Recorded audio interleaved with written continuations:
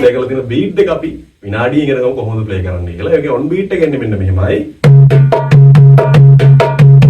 මම මේ කැලේ දෙකෙන් කියලා දෙනවා. පළවෙනි කැලේ එන්නේ මෙහෙමයි. තමන්ගේ හුරුවකින් ඕපන් එකයි. හුරුව කියන්නේ තමන්ට හුරුවමත් එක්කට වම්මද දකුණත් එක්කට දකුණුමද.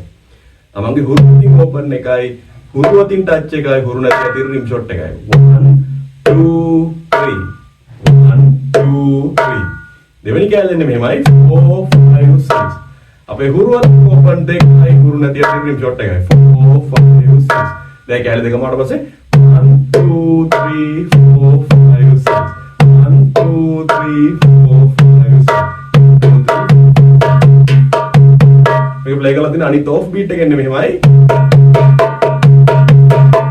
අපේ හුරුවතින් ඕපන් එකයි හුරු නැති රිම් ෂොට් එකයි හුරුවතින් ඕපන් එකයි හුරු නැති රිම් ෂොට් එකයි. ඊට පස්සේ හුරුවතින් රිම් ෂොට් එකයි ආයෙත් හුරු නැති රිම් ෂොට් එකයි. දැන් කැලේ දෙකම ආවට පස්සේ